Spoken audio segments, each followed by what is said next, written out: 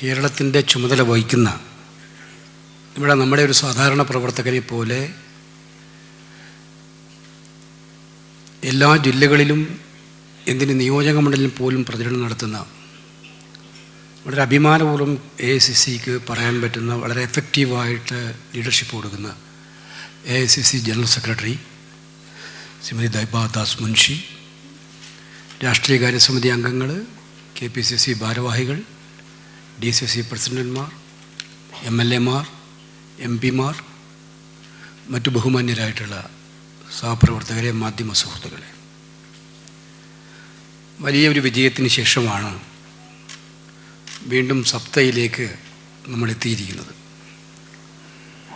KPCC core കമ്മിറ്റിയിൽ നമ്മുടെ ഈ 2 ദിവസത്തെ പരിപാടി എവിടെ നടത്തണം എന്ന ആലോചന വന്നപ്പോൾ എല്ലാവരും പറഞ്ഞു ഐശ്വര്യമുള്ള സ്ഥലമാണ് സപ്ത, അതുകൊണ്ട് ഇവിടെ നടത്തുന്നതാണ് നല്ലത് എന്ന് പറയുകയുണ്ടായി. കാരണം ഇതിന് മുൻപ് നടത്തിയ 2 യോഗങ്ങൾ വളരെ പോയിൻറ്റഡ് ആയിട്ടുള്ള തദ്ദേശഭരണ തിരഞ്ഞെടുപ്പുകളിലേക്കും നിയമസഭാ തിരഞ്ഞെടുപ്പുകളിലേക്കും ഒരു പാർട്ടിയെ എങ്ങനെ മുന്നോട്ട് നയിക്കണം എന്നുള്ളതിൻ്റെ വളരെ സുചിന്തിതമായ ചർച്ചകളും തീരുമാനങ്ങളും എടുക്കാൻ കഴിഞ്ഞിരുന്ന 2 ക്യാമ്പുകൾ നടത്തി. അതിൻ്റെ വിജയം 2024 പാർലമെൻറ്റിലും 2025 തദ്ദേശഭരണ തിരഞ്ഞെടുപ്പുകളിൽ നമുക്കുണ്ടായി. KPCC പ്രസിഡന്റ് പറഞ്ഞത് ഞാൻ ആവർത്തിക്കുന്നില്ല. 2010 ശ്രീ രമേശ് ചെന്നിത്തല പ്രസിഡൻ്റായിരുന്നപ്പോഴാണ് കേരളത്തിലെ കോൺഗ്രസ്സിന് തദ്ദേശഭരണ തിരഞ്ഞെടുപ്പുകളിൽ ഏറ്റവും വലിയ മുൻകൈയുള്ള ഒരു തിരഞ്ഞെടുപ്പ് റിസൾട്ട് വന്നത്. അന്ന് നമ്മൾ ഉജ്ജ്വലമായി മുന്നേറി. അതിനുശേഷം 15 വർഷത്തിന് ശേഷം കേരളത്തിലെ തദ്ദേശ തിരഞ്ഞെടുപ്പുകളിലെ ചരിത്രത്തിൽ ഏറ്റവും നിർണായകമായ വിജയം നേടിയെടുക്കാൻ ഒരിക്കലും കോൺഗ്രസ് ജയിക്കില്ല എന്ന് വിചാരിച്ചിരുന്ന പല കോട്ടകൊത്തളങ്ങളും ഇടിച്ചു നിരപ്പാക്കാനും നമുക്ക് കഴിഞ്ഞത് ഏറ്റവും അഭിമാനകരമാണ്. KPCC പ്രസിഡന്റ് ഇവിടെ പറഞ്ഞു കഴിഞ്ഞു, പാർട്ടിക്ക് വേണ്ടി AICCക്ക് വേണ്ടിയിട്ടും ഈ പ്ലാറ്റ്ഫോം ഉപയോഗിച്ചുകൊണ്ട് ലക്ഷക്കണക്കായ കോൺഗ്രസ് പ്രവർത്തകന്മാർ എല്ലാം മറന്ന് എല്ലാം വിട്ടു ഈ തെരഞ്ഞെടുപ്പിൽ വിജയിക്കേണ്ടത് ഈ നാടിനും പാർട്ടിക്കും അനിവാര്യമാണെന്ന് മനസ്സിലാക്കിക്കൊണ്ട് ഏറ്റവും ശ്രദ്ധേയമായിട്ടുള്ള അച്ചടക്കത്തോടെയുള്ള പ്രവർത്തനം നടത്തിയതിൻ്റെ പരിണിത ഫലമാണ്. ആ പ്രവർത്തകരെയെല്ലാം അങ്ങേയറ്റത്തെ സന്തോഷത്തോടെ സല്യൂട്ട് ചെയ്യാൻ ഈ സന്ദർഭം ഞാൻ വിനിയോഗിക്കുകയാണ്. ജനങ്ങളും അവരില്ലാതെ നമുക്ക് ജയിക്കാൻ പറ്റില്ലല്ലോ. ജനങ്ങൾ നൽകിയ പിന്തുണ ഞാൻ നേരത്തെ സൂചിപ്പിച്ചു. നമ്മൾ ജയിക്കില്ല എന്ന് പ്രതീക്ഷിച്ച സ്ഥലത്ത് പോലും നിങ്ങളാണ് ജയിക്കേണ്ടത് എന്ന് പറഞ്ഞുകൊണ്ട് ജനം നൽകിയൊരു പിന്തുണയുണ്ട്. ആ പിന്തുണയുടെ ഉത്തരവാദിത്വത്തെക്കുറിച്ചാണ് അഡ്വക്കേറ്റ് സണ്ണി ജോസഫ് ഇവിടെ സൂചിപ്പിച്ചത് എന്ന് നമുക്കറിയാം. ആ ജനത്തിൻ്റെ മനസ്സിൽ ചില സങ്കല്പങ്ങളും പ്രതീക്ഷകളും ഉണ്ടായിരുന്നു. സമാനതകളില്ലാത്ത 2ാം ഭരണം സമ്മാനിച്ചതിൻ്റെ ദുരനുഭവങ്ങളിലേക്ക് കേരളത്തെ കൊണ്ടുപോയ ഒരു സർക്കാരിനെതിരായിട്ടുള്ള അതിശക്തമായിട്ടുള്ള ജനവികാരമായിരുന്നു അത്. അതുകൊണ്ട് തന്നെ ഞാൻ പറഞ്ഞില്ലേ, നമ്മൾ പ്രതീക്ഷിക്കാത്തിടത്ത് പോലും നിങ്ങളാണ് ജയിക്കേണ്ടത് എന്ന് പറഞ്ഞുകൊണ്ട് ജനം നമ്മളെ തിരഞ്ഞെടുത്തു. ആ ജനത്തിൻ്റെ പ്രതീക്ഷകൾ പൂവണിയുക അല്ലെങ്കിൽ ആ പ്രതീക്ഷകൾക്കകത്ത് ഉയരുക എന്നുള്ളത് നമ്മുടെ ഉത്തരവാദിത്തമാണ് എന്നുള്ളത് ഇവിടെ പറയാൻ ആഗ്രഹിക്കുകയാണ്. ഈ തെരഞ്ഞെടുപ്പിൽ നമ്മൾ ശ്രദ്ധിക്കേണ്ട ഒരുപാട് സ്വഭാവവിശേഷങ്ങൾ ഉണ്ടായിട്ടുണ്ട്.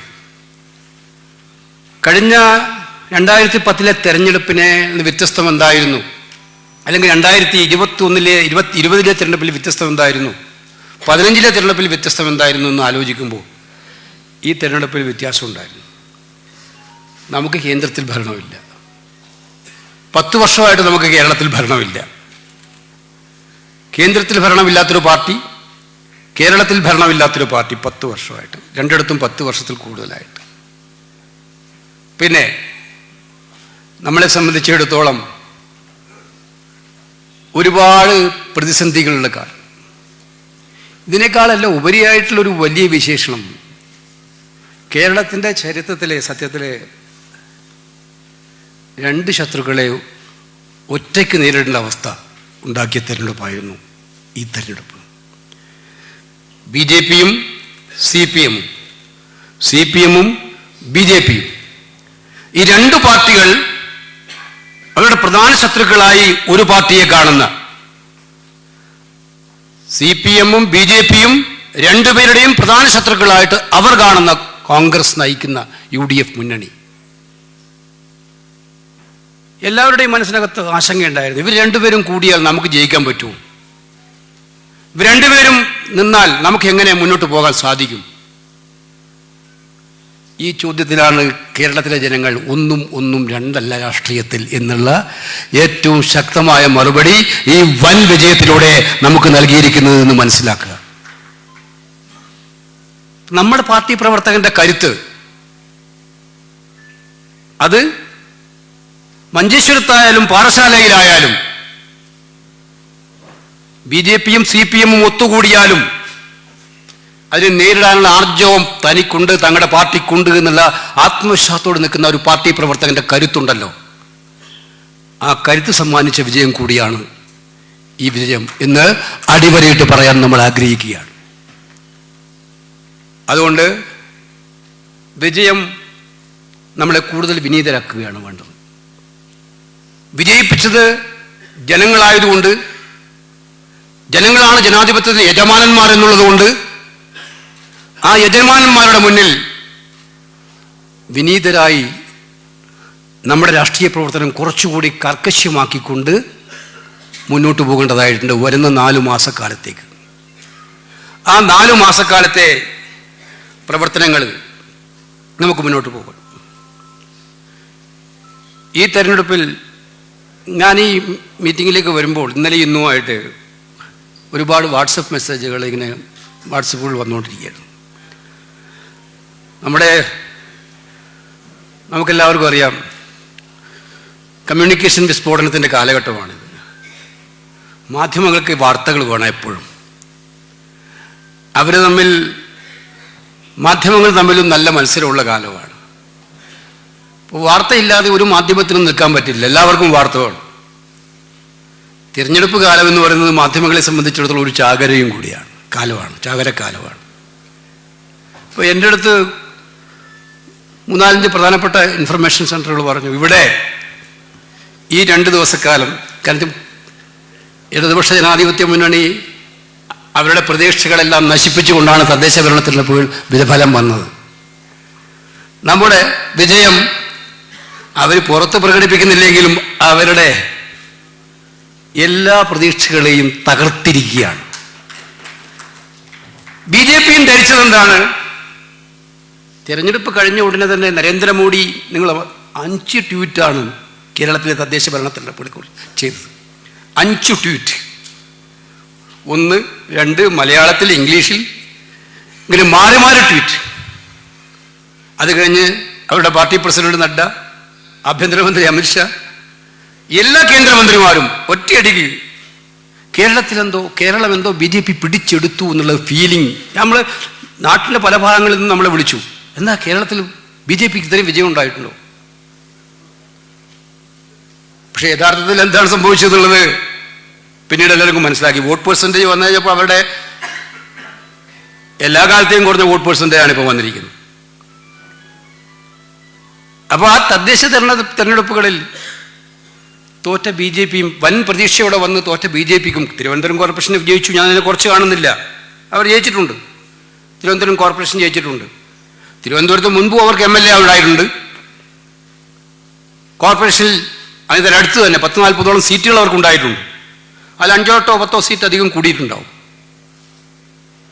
പക്ഷെ ഞാൻ പറഞ്ഞു വന്നത്, അവരും നിരാശയിലാണ്. UDFന്റെ വൻ മുന്നേറ്റത്തിൽ CPMനോടൊപ്പം BJPയും നിരാശരാണ്.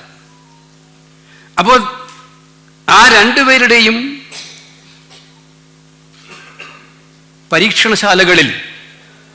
രാഷ്ട്രീയ പരീക്ഷണശാലകളിൽ ഇപ്പോൾ ഉരുത്തിരിഞ്ഞുകൊണ്ടിരിക്കുന്ന മന്ത്രം, തദ്ദേശ ഭരണ തെരഞ്ഞെടുപ്പുകളിലുണ്ടായ ഈ അഭൂതപൂർവമായ വിജയത്തെ അതിജീവിച്ച് നിയമസഭാ തിരഞ്ഞെടുപ്പുകളിൽ നമ്മളെ തോൽപ്പിക്കണമെങ്കിൽ ചില പുതിയ കരുക്കൾ വേണം. അതുകൊണ്ട് അത് പിന്നീട് തുടങ്ങിയതാണ്, തദ്ദേശ ഭരണ തെരഞ്ഞെടുപ്പുകൾ നമ്മൾ തുടങ്ങിയതാണ്. ഈ 2 ദിവസം നടക്കുന്ന ഈ ക്യാമ്പെന്ന് പറയുന്നത് കോൺഗ്രസ്സിലെ വരാൻ വേണ്ടി പോകുന്ന കലാപത്തിൻ്റെ അന്തരീക്ഷം ഉണ്ടാക്കാൻ വേണ്ടി പോകുന്നൊരു ക്യാമ്പായിരിക്കും. അഭിപ്രായ വ്യത്യാസങ്ങളുടെയൊക്കെ തന്നെ അവസരങ്ങൾ ഉണ്ടാക്കാൻ പറ്റും. ഞങ്ങൾ ആഗ്രഹിക്കുന്നത്, അവർ രണ്ടുപേരും ആഗ്രഹിക്കുന്നതൊക്കെ കുറച്ചൊക്കെ ഇവിടെ നിന്ന് കിട്ടും. കിട്ടിയില്ലെങ്കിൽ എങ്ങനെയെങ്കിലും കിട്ടിപ്പിക്കണം. അതിനെങ്ങനെയാണ് സാധിക്കുക? 2 പാർട്ടികളുടെയും ഉത്തരവാദപ്പെട്ട ആളുകളുടെ ആശസ്സോടുകൂടി അതിനുള്ള പരിശ്രമങ്ങളാണ് ഇന്നും നാളെ ഇവിടെ ഉണ്ടാകുമ്പോൾ, വരും ദിവസങ്ങൾ ഉണ്ടാകാൻ വേണ്ടി പോകുന്നു. അവര് പറയാണ് കോൺഗ്രസിന് ഒരുപാട് പേര് മുഖ്യമന്ത്രിമാരാകാൻ ആഗ്രഹിക്കുന്നുണ്ട്, കോൺഗ്രസിൽ ഒരുപാട് പേര് മത്സരിക്കാൻ ആഗ്രഹിക്കുന്നുണ്ട്, മത്സരിക്കുന്ന ആളുകളെ കുറിച്ച് ചർച്ച, എംപിമാർ മത്സരിക്കുമോ, മത്സരിക്കുന്നുണ്ടോ, തുടങ്ങിയിട്ടുണ്ട് ഇത്തരം ചർച്ചകൾ. ഇത്തരം ചർച്ചകളൊക്കെ നിങ്ങൾ ഇതിൻ്റെ ഉറവിടം നിങ്ങൾ മനസ്സിലാക്കണം. ഞാനത് പറയാനാണ് ആഗ്രഹിക്കുന്നത്. ഇതിൻ്റെ ഉറവിടം കോൺഗ്രസ് അല്ല. ഇതിൻ്റെ ഉറവിടം എന്ന് പറയുന്നത് ഞാൻ നേരത്തെ സൂചിപ്പിച്ച 2 തദ്ദേശ തെരഞ്ഞെടുപ്പുകളിലും പാർലമെന്റ് തെരഞ്ഞെടുപ്പിലും അതിദയനീയമായി പരാജയപ്പെട്ട ഇടതുപക്ഷ മുന്നണി പരാജയത്തിൻ്റെ പടുകുടിയിൽ വീണ് കിടക്കുമ്പോൾ എഴുന്നേറ്റ് നിൽക്കാൻ പറ്റുന്ന ഏക കച്ചിത്തുരുമ്പ് നമ്മളെ ഇടയിൽ ഉണ്ടാക്കാൻ പോകുന്ന ഭിന്നതയും പ്രയാസവുമാണ് എന്ന് മനസ്സിലാക്കിക്കൊണ്ടുള്ള ഒരു ചെറിയ പരീക്ഷണം. പിണറായി വിജയനോടും BJP നേതാക്കളോടും പറയാനുള്ളത്, ആ കട്ടിൽ കണ്ട് പനിക്കണ്ട എന്നുള്ളത് തന്നെയാണ്. ഇവിടെ നിന്ന് നാളെ നിന്ന് പിരിഞ്ഞു പോകുന്ന എഴുതി വെച്ചോ.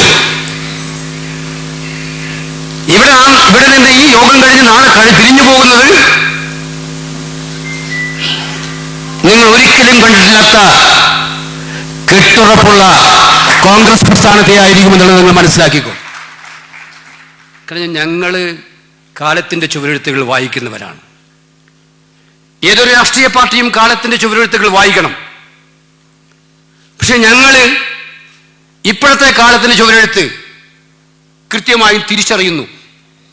10 കൊല്ലക്കാലം കൊണ്ട് കേരളത്തെ ദുരിതപൂർണമാക്കി മാറ്റിയ കേരള ഭരണം എന്ന് പറയുന്നത് തങ്ങളുടെ തറവാട്ട് സ്വത്താണെന്ന് കരുതി ഭരിച്ചുകൊണ്ടിരിക്കുന്ന ഒരു സർക്കാരിനെതിരായിട്ടുള്ള ജനവികാരത്തെ അതേ രീതിയിൽ നിലനിർത്താൻ വേണ്ടിയിട്ടുള്ള, അവരുടെ പ്രതീക്ഷകൾക്കനുസരിച്ച് നിൽക്കാൻ വേണ്ടിയിട്ടുള്ള ആ ചുവരെഴുത്താണ് നമ്മൾ വായിക്കാൻ ആഗ്രഹിക്കുന്നത്. അതുകൊണ്ട് തന്നെ ആ ചുവരെഴുത്ത് വായിച്ചു. ചിലവർ പറഞ്ഞുകൊണ്ടിരിക്കുക, അപ്പുറം പിണറായി വിജയനെ പോലുള്ളൊരു ശക്തനായ നേതാവ് ഇരിക്കുകയല്ലേ. പിണറായി വിജയൻ അപ്പുറത്തെ ശക്തനാണെങ്കിൽ പിണറായി വിജയനെ പോലൊപ്പം ശക്തമുള്ള 10 നേതാക്കന്മാർ ഇപ്പുറത്ത് ഒന്നിച്ച് നിൽക്കുന്നുണ്ട്. 2016 തെരഞ്ഞെടുപ്പ് നടന്നപ്പോൾ CPM മുഖ്യമന്ത്രിയെ ഉയർത്തിക്കാട്ടിയിട്ടാണോ ഇലക്ഷൻ നടത്തിയത്? ആണോ? പിണറായി മുഖ്യമന്ത്രിയായ ഇലക്ഷനാണ് ഞാൻ ചോദിച്ചത്. മുഖ്യമന്ത്രിയെ ഉയർത്തിക്കാട്ടിയിട്ടാണോ ഇലക്ഷൻ നടത്തിച്ചത്? അല്ല. പിന്നെ അദ്ദേഹം മുഖ്യമന്ത്രിയായി കഴിഞ്ഞ് അധികാരം സർവസ്വവും പിടിച്ചെടുത്ത് ആ അധികാരത്തിൻ്റെ സർവസ്വവും പാർട്ടിയിൽ അടിച്ചേൽപ്പിച്ച് ആ അടിച്ചേൽപ്പിക്കപ്പെട്ട പാർട്ടിയിൽ ചോദ്യം ചെയ്യാൻ ഒരാളെയും അനുവദിക്കാതെ പിന്നീട് സ്വയം പ്രഖ്യാപിതനായിട്ടുള്ള നേതാവായിട്ട് അദ്ദേഹം മാറുകയായിരുന്നു എന്നുള്ളതാണ് കേരള രാഷ്ട്രീയം കണ്ട യാഥാർത്ഥ്യം. അത് വെച്ച് UDF-നെ കമ്പയർ ചെയ്യേണ്ട, കോൺഗ്രസിനെ കമ്പയർ ചെയ്യേണ്ട. നമ്മളെല്ലാവരും ഈ തെരഞ്ഞെടുപ്പിൽ ഒറ്റക്കെട്ടായിട്ട് പോരാടുക തന്നെ ചെയ്യും. കാരണം ഞാൻ നേരത്തെ സൂചിപ്പിച്ച ലക്ഷ്യം വളരെ വിപുലമാണ്. ആ ലക്ഷ്യത്തിലേക്ക് എത്താനുള്ള യാത്ര മുന്നോട്ട്. എനിക്കതുകൊണ്ട് ബഹുമാനപ്പെട്ട നേതാക്കന്മാരെല്ലാവരും ഇവിടെ ഇരിക്കുന്നുണ്ട്. കേരളത്തിലെ കോൺഗ്രസിൻ്റെ ക്രീമായ ലീഡേഴ്സ് ഇരിക്കുന്നുണ്ട്. ആ ക്രീമായ ലീഡേഴ്സിൻ്റെ മുന്നിൽ പറയാറുള്ളത്, ഈ വരുന്ന 4 മാസക്കാലം നമ്മൾ ശ്രദ്ധിക്കേണ്ടത്, ഞാൻ നേരത്തെ പറഞ്ഞു, വാർത്തകളുടെ കാലഘട്ടം, കമ്മ്യൂണിക്കേഷൻ വിസ്ഫോടനങ്ങളുടെ കാലഘട്ടം. മാധ്യമങ്ങൾ വരും, അവരെ കുറ്റം പറഞ്ഞിട്ട് കാര്യമില്ല. അവരുടെ ജോലിയാണത്. അവർക്ക് വാർത്തകൾ വേണം. അപ്പോൾ ആ വാർത്തകൾക്ക് വേണ്ടി അവർ വരുമ്പോൾ കൊടുക്കുന്ന വാർത്തകൾ, ഞാൻ നേരത്തെ പറഞ്ഞതുപോലെ ഈ രണ്ട് പാർട്ടികളുടെയും പരീക്ഷണശാലകളിൽ ഉരുത്തിരിയുന്ന, അവർക്ക് ജയിക്കാൻ വേണ്ടി, നമ്മളെ തോൽപ്പിക്കാൻ വേണ്ടി അവർ ഉണ്ടാക്കാൻ വേണ്ടി പോകുന്ന ഏതോ പരീക്ഷണങ്ങൾക്ക് പിന്നാലെ പോകുന്നതായിരിക്കരുത്. 2, നമ്മുടെ ബൂത്തിലെ സാധാരണ പ്രവർത്തകൻ തല്ലും കുത്തും അടിയും കിട്ടിയിട്ട് നമ്മൾ ജയിപ്പിക്കാൻ വേണ്ടി പാടുപെടുന്ന പ്രവർത്തകൻ ചായക്കടയിലിരിക്കുമ്പോൾ അവൻ നിരാശപ്പെടുത്തേണ്ട സാഹചര്യം ഉണ്ടാക്കുന്നതായിരിക്കരുത്. നമ്മൾ ഇവിടെ നിന്ന് ഒറ്റക്കെട്ടായിട്ട് ആ പ്രതിജ്ഞയുമായിട്ടാണ് മുന്നോട്ട് പോകേണ്ടത്. നമുക്കറിയാം, ബൂത്ത് പ്രസിഡന്റ് അല്ലെങ്കിൽ മണ്ഡലം പ്രസിഡന്റ്, ബ്ലോക്ക് പ്രസിഡന്റ്, നമുക്കാർക്കും കോൺഗ്രസിൽ അങ്ങനെ ഒരു സിസ്റ്റമില്ല. ഞാൻ ജയിച്ചാൽ എല്ലാം മതി, ഞാൻ ജയിച്ചില്ലെങ്കിൽ ഒന്നും വേണ്ട. ഇത് കോൺഗ്രസിൻ്റെ സിസ്റ്റമല്ല. നമ്മൾ ജയിക്കും, നമ്മൾ നിൽക്കുമെന്നുള്ള മറ്റു പാർട്ടികൾ അത് സ്വീകരിക്കുന്നുണ്ടാവും. പക്ഷെ ഞാൻ പറയുന്നത്, എവിടെയെങ്കിലും ഒറ്റപ്പെട്ട അത്തരം ശബ്ദം വന്നാൽ ഈ ഹാളിലിരിക്കുന്നവരെല്ലാവരും കൂടി തീരുമാനിക്കണം ഒറ്റക്കെട്ടായിട്ട്. പൊതുചിന്താഗതികൾക്കെതിരായിട്ട് ഒറ്റപ്പെട്ടവരെവിടെയെങ്കിലും ശബ്ദം ഉണ്ടാക്കുന്നെങ്കിൽ ആ ശബ്ദത്തെ അവഗണിക്കുകയും അതിനെ എതിർക്കുകയും ചെയ്യുക എന്നുള്ളത് നമ്മുടെ എല്ലാം ഉത്തരവാദിത്തമാണ്. അത്തരക്കാർക്ക് കോൺഗ്രസ്സിൽ അങ്ങനെ ഉണ്ടെന്നല്ല ഞാൻ പറയുന്നത്. ഇല്ലാത്ത പാർട്ടിയാണ് നമ്മുടെ പാർട്ടി. 4 മാസക്കാലത്തേക്ക് ജാഗ്രത, ഉത്തിഷ്ഠത, ജാഗ്രത. ഒരു കാരണവശാലും രാഷ്ട്രീയ എതിരാളികളുടെ കയ്യിൽ ആയുധം കൊടുക്കുന്ന ഒരു വരികളിലേക്കും നമുക്ക് പോകും. സ്ഥാനാർത്ഥി നിർണയത്തെക്കുറിച്ച് നമുക്കെല്ലാവർക്കും ആഗ്രഹങ്ങളുണ്ട്. ആർക്കും ആഗ്രഹം തെറ്റൊന്നുമില്ല. പാർട്ടിയിൽ 10, 30, 40 കൊല്ലം അല്ലെങ്കിൽ 10, 15 കൊല്ലം പ്രവർത്തിച്ചാൽ ഇലക്ഷൻ വരുമ്പോൾ അവസരങ്ങൾ ഉണ്ടാകുമ്പോൾ അതിൻ്റെ ഭാഗമാകണമെന്ന് ആഗ്രഹിക്കുന്നത് സ്വാഭാവികമല്ലേ? അതിലെന്താ തെറ്റ്? പാർട്ടി സ്ഥാനാർത്ഥി നിർണയത്തിന് പാർട്ടിയുടേതായ മാർഗരേഖകളുണ്ട്. ആ സ്ഥാനാർത്ഥികൾ വരും. ഇപ്രാവശ്യം വളരെ നേരത്തെ തന്നെ ഉണ്ടാക്കാനാണ് നമ്മൾ തീരുമാനം. സ്ക്രീനിങ് കമ്മിറ്റി 4 മാസം മുമ്പ് തന്നെ, ഇന്നലെ സ്ക്രീനിങ് കമ്മിറ്റി, കേരളത്തിൻ്റെ സ്ക്രീനിങ് കമ്മിറ്റി AICC പ്രഖ്യാപിച്ചു കഴിഞ്ഞിട്ടുണ്ട്. അവരവരുടെ പ്രവർത്തനങ്ങൾ വളരെ സ്ഥിതിഗതിയിലാക്കും. ജനറൽ സെക്രട്ടറിയും അവരുടെ ടീമും അതിനു വേണ്ടിയിട്ട് കേരളത്തിലെ കോൺഗ്രസ് നേതാക്കന്മാരുമായിട്ട് ആലോചിച്ച് ഷെഡ്യൂൾ തയ്യാറാക്കും. ആ ഷെഡ്യൂള് വളരെ പെട്ടെന്ന് തന്നെ മുന്നോട്ട് പോകുക എന്നുള്ളതാണ്. നമ്മുടെ പാർട്ടിയിലെ പ്രധാനപ്പെട്ട ഒരു സംശയവും വേണ്ട, നമ്മളെല്ലാവരും പരസ്പരം മനസ്സിലാക്കണം. നമ്മൾ ഈ തെരഞ്ഞെടുപ്പിൽ നമുക്ക് വേറെ ഓപ്ഷനില്ല. വിജയം, അതായത് 100 സീറ്റിലധികം ജയിക്കുക എന്നുള്ള ഒരു ഓപ്ഷൻ മാത്രമേ നമ്മുടെ മുന്നിലുള്ളൂ. ആ ഓപ്ഷനെത്തുന്ന വിജയ സാധ്യതയായിരിക്കും കോൺഗ്രസിൻ്റെ സ്ഥാനാർത്ഥി നിർണയത്തിലെ ഏറ്റവും വലിയ മാനദണ്ഡം എന്നുള്ള കാര്യത്തിൽ ഒരു സംശയവും നമുക്കാർക്കും വേണ്ട. ഓരോ നിയോജക മണ്ഡലത്തിലും ആർക്കാണോ ജയത്തിന് സാധ്യതയുള്ളത് അത് നോക്കിക്കൊണ്ടുള്ള മാനദണ്ഡം. നമ്മൾ കഴിഞ്ഞ തെരഞ്ഞെടുപ്പിൽ തന്നെ ഒരുപാട് ചെറുപ്പക്കാർക്ക് അവസരം കൊടുത്തിട്ടുണ്ട്. നല്ല ചെറുപ്പക്കാർക്ക്. അവർക്ക് കോവിഡായിരുന്നു, സമയം കിട്ടിയില്ല, മറ്റ് അവസരങ്ങൾ ഉണ്ടായതുകൊണ്ട്. ഈ പ്രാവശ്യവും അത് സംശയമൊന്നുമില്ല. നമ്മുടെ ജില്ലാ പഞ്ചായത്ത് ഇലക്ഷൻ റിസൾട്ട് ഒന്ന് എടുത്തു നോക്കിയാൽ നിങ്ങൾക്കറിയാം. ജില്ലാ പഞ്ചായത്ത് ഇലക്ഷൻ റിസൾട്ട് എന്തായിരുന്നു? നമ്മൾ തോൽക്കുമെന്ന് ഉറപ്പിച്ച് സീറ്റ് കൊടുത്താൽ ഒരുപാട് ചെറുപ്പക്കാർ ഈ തെരഞ്ഞെടുപ്പിൽ ജയിച്ചു എന്നുള്ളതാണ് നിങ്ങൾ മനസ്സിലാക്കേണ്ട കാര്യം. യുവത്വത്തെ, ജൻസി എന്നൊക്കെ നമ്മൾ പറയുന്ന ആ തലമുറയുടെ യഥാർത്ഥ റിഫ്ലക്ഷൻ കണ്ട ഒരു ഇലക്ഷൻ കൂടിയായിരുന്നു ഈ തെരഞ്ഞെടുപ്പ് എന്നുള്ളത് നമുക്ക് മനസ്സിലാക്കാൻ സാധിക്കും. അപ്പോൾ അത് പാർട്ടി ഉൾക്കൊള്ളും, എല്ലാ കാലത്തും ഉൾക്കൊള്ളും. നമ്മൾ ഏത് പാർട്ടിയേക്കാളും അത് ഉൾക്കൊള്ളുന്ന പാർട്ടിയാണ് കോൺഗ്രസ്. അതുകൊണ്ട് ചെറുപ്പക്കാർ, വനിതകൾ എല്ലാവരും നമ്മളുണ്ടാവും, ബ്ലെൻഡായിരിക്കും. പക്ഷെ ഞാൻ പറഞ്ഞു വന്ന പോയിന്റ് അതല്ല.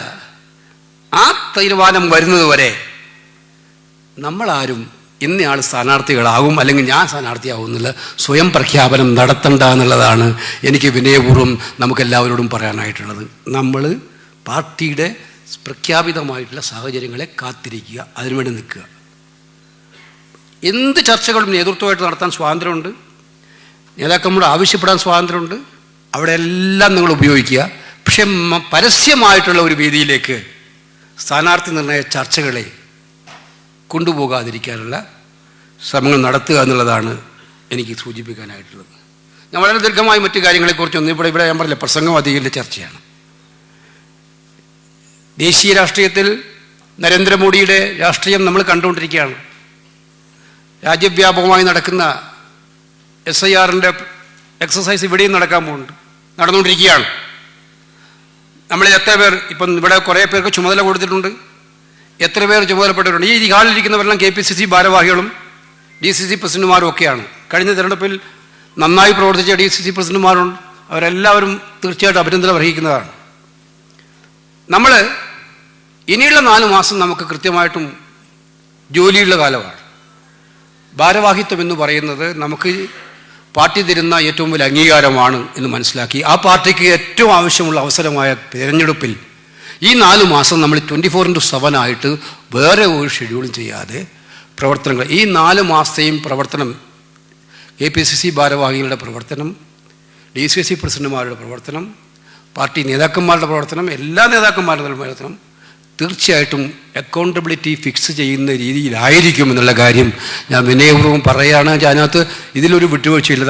നമ്മൾ പലപ്പോഴും പറയും, നമ്മൾ ഒരു അസൈൻമെൻറ്റ് കൊടുത്താൽ അവിടെ പോകാൻ പറ്റിയില്ല, ഇവിടെ പോകാൻ പറ്റില്ല. ആ എക്സ്ക്യൂസുകൾക്ക് ഇനി 4 മാസത്തേക്ക് അവധിയില്ല. ഒരു എക്സ്ക്യൂസിനും 4 മാസത്തേക്ക് അവധിയില്ല. ഈ 4 മാസം കഠിനമായിട്ട് നമ്മളെല്ലാവരും പ്രവർത്തിക്കേണ്ട ഒരു കാലമാണ്.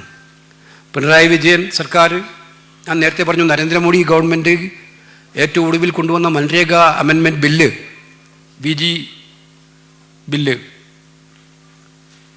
ഇന്നലെ ദേശവ്യാപകമായിട്ടുള്ളൊരു പ്രക്ഷോഭം കോൺഗ്രസ് പ്രഖ്യാപിച്ചു കഴിഞ്ഞിട്ടുണ്ട്. ആ ബില്ലിൻ്റെ പ്രത്യേകത നിങ്ങൾക്ക് എല്ലാവർക്കും അറിയാം. ആ ബില്ലെന്ന് പറയുന്നത് തൊഴിലുറപ്പ് പദ്ധതിയുടെ അന്തസത്ത മുഴുവൻ കെടുത്തുന്നതാണ്. 3-4 ഫീച്ചേഴ്സ് നമ്മൾ താഴെത്തട്ടിൽ എത്ര പഠിപ്പിച്ചിട്ടുണ്ടെന്ന് എനിക്കറിയില്ല. മഹാത്മാഗാന്ധിയുടെ പേര് മാറ്റുക എന്ന് പറഞ്ഞ മഹാപാതകം അവർ ചെയ്തു. അത് നമ്മളെല്ലാം സംബന്ധിച്ചും വികാരപരമാണ്. ആ വികാരപരം മാത്രമല്ല, മഹാത്മാഗാന്ധി പ്രതിനിധാനം ചെയ്യുന്ന ഗ്രാമസ്വരാജിനെ ശക്തിപ്പെടുത്തുക എന്ന് പറയുന്ന സങ്കല്പത്തെ അത് പൂർണ്ണമായും തകർത്ത് കളഞ്ഞിട്ടുണ്ട്. തൊഴിലുറപ്പ് പദ്ധതി നിങ്ങൾ നോക്കിയറിയാം, സെൻട്രൽ ഷെയർ കൂലിയിൽ 100% ഇപ്പോൾ 60% മാറി. കേരളം പോലും 2000 കോടി രൂപ അധികം കണ്ടെത്തേണ്ടി വരുന്നുണ്ട്. 2000 കോടി രൂപ അധികം കണ്ടെത്തേണ്ടി വരുന്നുണ്ട്. ചില സംസ്ഥാനങ്ങൾക്ക് അത് 6000-7000 കോടി രൂപ വരെയാണ്. അതുമാത്രമല്ല, കേന്ദ്ര ഗവൺമെന്റിന്റെ കയ്യിലേക്ക് കൂടുതൽ അധികാരങ്ങൾ കൊടുത്തിരിക്കുകയാണ്. ഡീസെൻട്രലൈസേഷൻ ആക്കി എന്ന് പറഞ്ഞ ആശയത്തെ തകർത്ത് സെൻട്രലൈസേഷൻ ആക്കിയിരിക്കുകയാണ്. ഒരു പഞ്ചായത്തിൽ ഈ പദ്ധതി വേണോ വേണ്ടയോ എന്ന് ഡിക്ലെയർ ചെയ്യാനുള്ള അധികാരം, വേണ്ടി വന്നാൽ ഒരു സ്റ്റേറ്റിൽ ഈ പദ്ധതി വേണമോ വേണ്ടയോ എന്നുള്ള ഡിക്ലെയർ ചെയ്യാനുള്ള അധികാരം ബില്ല് മുഖാന്തരം കേന്ദ്ര സർക്കാരിന് കൊടുത്തിരിക്കുകയാണ്. അപ്പോൾ വെള്ളമുണ്ട പഞ്ചായത്തിൽ തൊഴിലുറപ്പ് പദ്ധതി വേണ്ട എന്ന് കേന്ദ്രം പ്രഖ്യാപിച്ചാൽ അവിടുത്തെ തൊഴിലാളിക്ക് തൊഴിൽ കിട്ടില്ല. നേരത്തെ ഉണ്ടായിരുന്നത് ഡിമാൻഡ് അനുസരിച്ചായിരുന്നു, ഇപ്പോൾ ബജറ്റ് ഓറിയന്റഡ് ആയി. ആവശ്യപ്പെട്ട ജോലിയായിരുന്നു, ആ സാഹചര്യം എടുത്തു കളഞ്ഞിരിക്കുകയാണ്. ഫലത്തിൽ ലോകം കണ്ട ഏറ്റവും വലിയ തൊഴിൽദാന പദ്ധതിയായിട്ടുള്ള തൊഴിലുറപ്പ് പദ്ധതിയെ അട്ടിമറിക്കുന്ന പരിപാടിയാണ് നരേന്ദ്രമോദി സർക്കാർ ചെയ്തിരിക്കുന്നത്. ഇതിന് ഗ്രാമങ്ങളിൽ തൊഴിലുറപ്പ് തൊഴിലാളികളിൽ ഉണ്ടാകേണ്ട ഏറ്റവും ശക്തമായിട്ടുള്ള പ്രതിഷേധം ഉയർന്നു വരേണ്ടതായിട്ടുണ്ട്. അത് നമ്മൾ വ്യാപകമായി അതിനുള്ള ശ്രമങ്ങൾ നടത്തുകയാണ്. ആ പരിപാടികളുമായിട്ട് അത് കേരളത്തിലും അതിൻ്റെ ശക്തമായ രീതിയിൽ മുന്നോട്ട് കൊണ്ടുവരേണ്ടത്. ജനാധിപത്യത്തെ തകർക്കുന്ന മഹാത്മാഗാന്ധിയെയും അതുപോലെ തന്നെ പണ്ഡിറ്റ് ജവഹർലാലെയും പോലുള്ള സ്വാതന്ത്ര്യ സമര നേതാക്കന്മാരായിട്ടുള്ളവരുടെ എല്ലാ ബിംബങ്ങളെയും തകർക്കുന്ന ഈ തീരുമാനത്തിനെതിരായിട്ടുള്ള നമ്മുടെ നിലപാടുണ്ടാകേണ്ടതായിട്ടുണ്ട്. വോട്ട് ചോരിക്കെതിരായിട്ടുള്ള പോരാട്ടം പാർലമെൻറ്റിൽ അതും ഏറ്റവും ശക്തമായിട്ടുള്ള ചർച്ചയായിരുന്നതാണ്. SIR അതിൻ്റെ ഭാഗമായിട്ട് അവർ കൊണ്ടുവരുന്നതാണ്. SIRലേക്ക് നമ്മൾ മുന്നോട്ട്, ഇവിടെ ഞാൻ ഒരു നിർദ്ദേശം, എൻ്റെ നിർദ്ദേശമാണ്, ഈ കമ്മിറ്റി തീരുമാനിക്കേണ്ടതാണ്. PPC പ്രസിഡന്റും കൂടി ആലോചിക്കുക, നേതാക്കന്മാർ. ഈ പഞ്ചായത്ത് തിരഞ്ഞെടുപ്പിൽ നമുക്ക് ഉണ്ടായിരിക്കുന്ന വിജയം വൻ വിജയമാണ്. ഇനി അടുത്ത 4 മാസക്കാലത്തേക്ക് മണ്ഡലം ബൂത്ത് കമ്മിറ്റികളോടും പ്രവർത്തകരോടൊപ്പം ഈ നിയമസഭാ തിരഞ്ഞെടുപ്പിൻ്റെ തിരഞ്ഞെടുപ്പ് പ്രചരണങ്ങൾ ഏറ്റെടുക്കാനുള്ള ഉത്തരവാദിത്വം നമ്മളെ ജയിച്ച പഞ്ചായത്ത് മെമ്പർമാരും മത്സരിച്ച പഞ്ചായത്തിലെ വാർഡിലെ സ്ഥാനാർത്ഥികൾക്കും ഏൽപ്പിച്ചു കൊടുക്കണം. സ്വന്തം വാർഡിൽ 100 വോട്ടെങ്കിലും വർദ്ധിപ്പിക്കുക എന്ന ടാർഗറ്റ് അവർക്ക് ഇട്ടുകൊടുക്കണം. ഇപ്പോൾ പ്രതീക്ഷയോടെ ജനങ്ങളും അവരെ കാണുകയാണ്. ജയിച്ചവരെ കൂടുതലായിട്ടും, ചിലയിടത്ത് തോറ്റതൊക്കെ ചെറിയ വോട്ടിനാണ് തോറ്റത്, നന്നായിട്ട് പ്രകടനം നടത്തി തോറ്റവരുണ്ട്. അപ്പം നമുക്കൊരു വാർഡിൽ ഒരാളെ കിട്ടുകയാണ്, അവരെ ഏൽപ്പിക്കണം. മറ്റുള്ളവരോടൊപ്പം ബൂത്ത് പ്രസിഡന്റ്, വാർഡ് പ്രസിഡന്റ്, പ്രവർത്തകരോടൊപ്പം. ഓൾ ഇന്ത്യ കോൺഗ്രസ് കമ്മിറ്റിയുടെ ജനറൽ സെക്രട്ടറി ഇവിടെ ഇരിക്കുന്നുണ്ട്. ഞാൻ പറയാൻ ആഗ്രഹിക്കുകയാണ്, അത്തരം പ്രവർത്തനങ്ങളുടെ വോട്ട് വർദ്ധിപ്പിക്കാൻ നേതൃത്വം കൊടുക്കുന്ന പഞ്ചായത്ത് മെമ്പർമാരും സ്ഥാനാർത്ഥികളും ഒക്കെ തന്നെ പാർട്ടിയുടെ, അത് കഴിഞ്ഞ് ഇലക്ഷൻ കഴിഞ്ഞ് നമ്മൾ പരിശോധിക്കും ഏത് വാർഡിലൊക്കെ വോട്ട് വർദ്ധിപ്പിച്ചിട്ടുണ്ടോ ഇല്ലയോ എന്നുള്ളത് പരിശോധിപ്പിക്കും. അത് പരിശോധിച്ച് അങ്ങനെ വോട്ട് വർദ്ധിപ്പിക്കുന്ന മാതൃകാപരമായി നല്ല പ്രവർത്തനം നടത്തുന്ന വാർഡ് മെമ്പർമാരും വാർഡിലെ നല്ല സ്ഥാനാർത്ഥികൾക്കും AICCയുടെ വകയായിട്ട് പാരിതോഷികം ഉണ്ടാകും എന്നുള്ള കാര്യം ഞാൻ ഈ സന്ദർഭത്തിൽ പറയാൻ ആഗ്രഹിക്കുകയാണ്. അവരുടെ പഞ്ചായത്ത് വാർഡ് മെമ്പർമാർ, മത്സര സ്ഥാനാർത്ഥികൾ അവരുടെ ഉജ്ജ്വലമായിട്ടുള്ള പോരാട്ടം നടത്തണം. കേരളം മൂന്നാം പിണറായി ഭരണത്തെക്കുറിച്ച് ഇപ്പോൾ ആരും പറയുന്നില്ല. ഇടയ്ക്ക് അങ്ങനെ ഒരു ചർച്ച ഉണ്ടായിരുന്നു. ഇപ്പം അവർക്ക് തന്നെ പറയാൻ നാണമാണ് അങ്ങനെ പറയാൻ. കാരണം കേരളത്തിലെ ജനങ്ങൾ അതിനെ എങ്ങനെ കാണുന്നു എന്നുള്ളത്, നിങ്ങൾ ഈ മൂന്നാം പിണറായി എന്നൊക്കെ പറഞ്ഞപ്പോൾ കേരളത്തിലെ ജനങ്ങൾ എങ്ങനെയാണ് പറയുന്നത് വളരെ അവരുടെ കയ്യിലുള്ള കൃത്യമായിട്ടുള്ള ഒരു ആയുധം ഉപയോഗിച്ച് കാണിച്ചതിലുണ്ട്. അപ്പോൾ സാമാന്യമായ ഭാഷയിൽ മിസ്റ്റർ പിണറായി ഇനി അത് പറയാതിരിക്കുന്നതാണ് നല്ലത് എന്നുള്ളത് വ്യക്തിപരമായിട്ടുള്ള ഒരു നിർദ്ദേശമായിട്ട് നമ്മളിവിടെ സമർപ്പിക്കാൻ ആഗ്രഹിക്കുകയാണ്. പക്ഷേ അവർ നിർത്തിയിട്ടില്ല. ഞാൻ നേരത്തെ പറഞ്ഞു, നമ്മളുടെ ഇടയിൽ അഭിപ്രായ വ്യത്യാസം ഉണ്ടാക്കാൻ. പിന്നെ BJPയെ എവിടെയൊക്കെ സൂചിപ്പിക്കാൻ പറ്റും, ഇപ്പോൾ ഇവിടെ സൂചിപ്പിച്ചു സണ്ണി ജോസഫ്. കോഴിക്കോടും തിരുവനന്തപുരത്തും 2 കോർപ്പറേഷനുകൾ ഏറ്റവും കെ മുരളീധരൻ ഇവിടെ നിൽക്കുന്നുണ്ട്. ഒരു വാർഡിൽ 12,000 വോട്ട്, മറ്റൊരു വാർഡിൽ 3,500 വോട്ട്. കോഴിക്കോട് BJPക്ക് സീറ്റ് കൊടുത്തതിന്റെ ക്രെഡിറ്റ് വേറെ ആർക്കും അവകാശപ്പെട്ടതല്ല, സാക്ഷാൽ പിണറായി വിജയൻ അവകാശപ്പെട്ടതാണ്. ആ വാർഡ് അങ്ങനെ വിഭജിച്ച് വോട്ട് കൂടാതെ BJPക്ക് എങ്ങനെ വാർഡ് വർദ്ധിപ്പിക്കാൻ കഴിയുമെന്നുള്ള പരീക്ഷണം നടത്തിക്കൊടുത്ത ആളാണ് പിണറായി വിജയൻ കോഴിക്കോട്. ഞാൻ കോഴിക്കോട് പ്രത്യേകിച്ച് എല്ലാവരെയും അഭിനന്ദിക്കുന്നു. കോഴിക്കോട് DCCM പ്രത്യേകമായി അഭിനന്ദിക്കാൻ ആഗ്രഹിക്കണം. അവരുടെ ടീം വർക്കിനെ, അവിടുത്തെ ആ ഒരു നല്ല വിജയം നേടിയെടുക്കുന്നതിന് അവർ നടത്തിയിട്ടുള്ള പോരാട്ടത്തിന് ജയിച്ച എല്ലാവരെയും അഭിനന്ദിക്കുന്നതോടൊപ്പം. അപ്പോൾ പിണറായി വിജയൻ അടങ്ങിയിരിക്കുമെന്ന് കരുതേണ്ടതില്ല. അണിയറയിൽ എന്തൊക്കെയോ ചർച്ചകളുണ്ട്. പക്ഷേ മനസ്സിലാക്കിക്കോ, ഞാൻ നേരത്തെ പറഞ്ഞു, 2 പേർക്കും ശത്രുവായിട്ടുള്ള കോൺഗ്രസിനെ എങ്ങനെയെങ്കിലും തോൽപ്പിക്കാൻ നിങ്ങൾ ശ്രമിക്കും. അങ്ങനെ 2 പേർക്കും ശത്രുവായിട്ടുള്ള കോൺഗ്രസിനെ നിങ്ങൾ തോൽപ്പിക്കാൻ ശ്രമിക്കുമ്പോൾ, ആ തോൽപ്പിക്കാൻ ശ്രമിക്കുന്ന സാഹചര്യത്തിൽ ഞങ്ങൾ തോൽക്കുകയില്ല എന്ന് തെളിയിച്ച് തെരഞ്ഞെടുപ്പായിരുന്നു തദ്ദേശ തെരഞ്ഞെടുപ്പ്. കാരണം ജനം വിഡ്ഢികളല്ല, പ്രത്യേകിച്ച് കേരളത്തിലെ ജനങ്ങൾ വിഡ്ഢികളല്ല. അവരാഗ്രഹിക്കും BJPയുമായിട്ട് അവിഹിത കൂട്ടുകെട്ട് വർദ്ധിപ്പിച്ച് മുന്നോട്ട് കൊണ്ടുപോയി. ഇപ്പം PM-ശ്രീയിൽ കണ്ടത്, ലേബർ കോഡിൽ കണ്ടത്, ദേശീയപാതയുമായി ബന്ധപ്പെട്ട തകർച്ചയിൽ നമ്മൾ കണ്ടത് നിങ്ങൾ കണ്ടില്ലേ? ഓരോ ദിവസവും കിട്ടുന്ന വാർത്തകൾ എന്തായിരുന്നു? ഓരോ ദിവസം ഇപ്പം വന്നുകൊണ്ടിരിക്കുന്ന വാർത്ത എന്താ? ഏത് ജില്ലയിലാണ് ദേശീയപാത തകരാത്തത്? കേരളം കണ്ട ഏറ്റവും ഭീകരമായ അഴിമതിയായിട്ടൊന്നും മാറിയില്ലേ? നമ്മളെല്ലാം റോഡിന് വേണ്ടിയിട്ടായിരുന്നു, സുരക്ഷിതമായ റോഡിന് വേണ്ടിയിട്ട്, നല്ല റോഡിന് വേണ്ടിയിട്ട്. പക്ഷേ ആ റോഡിനെ പണം സമ്പാദിക്കാനുള്ള മാർഗമാക്കി നിങ്ങൾ മാറ്റുമ്പോൾ 2 പേരും തമ്മിലുള്ള കള്ളക്കച്ചവടത്തെ പരസ്പരം ന്യായീകരിച്ചുകൊണ്ടിരിക്കുകയല്ലേ?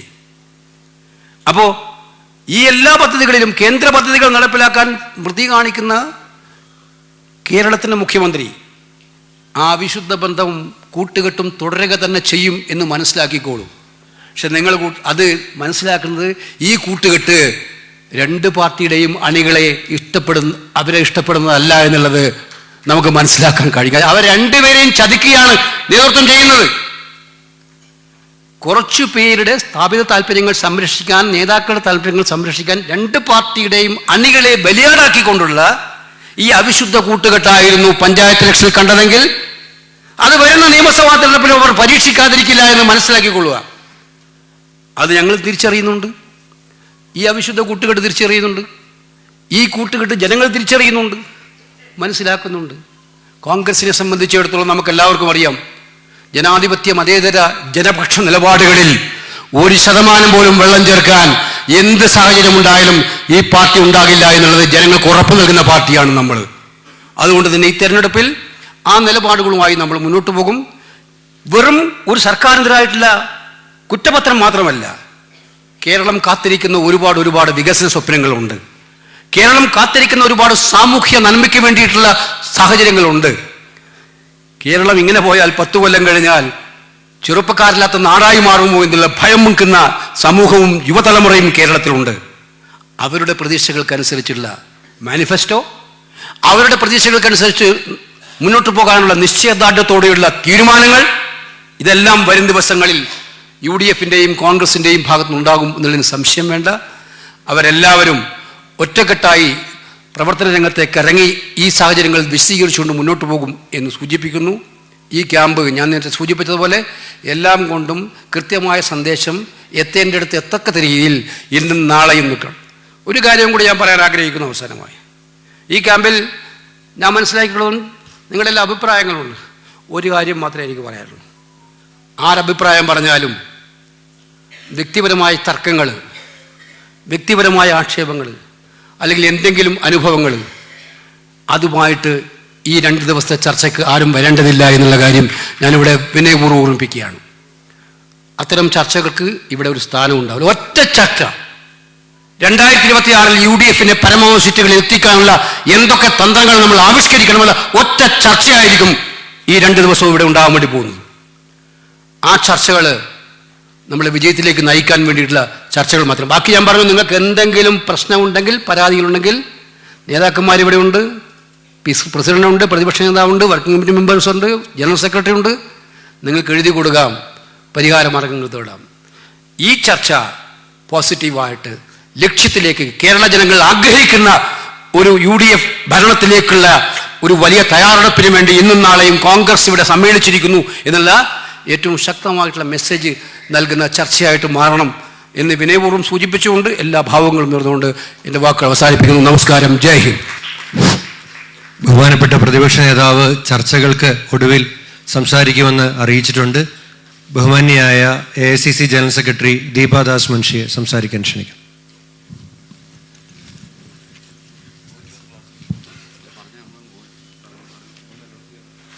ഉദ്ഘാടന സമ്മേളനത്തിൽ വരെ മാത്രമാണ് മാധ്യമങ്ങൾക്ക് അനുവാദമുള്ളത് എന്ന് വിനീതമായി അറിയിക്കുന്നു.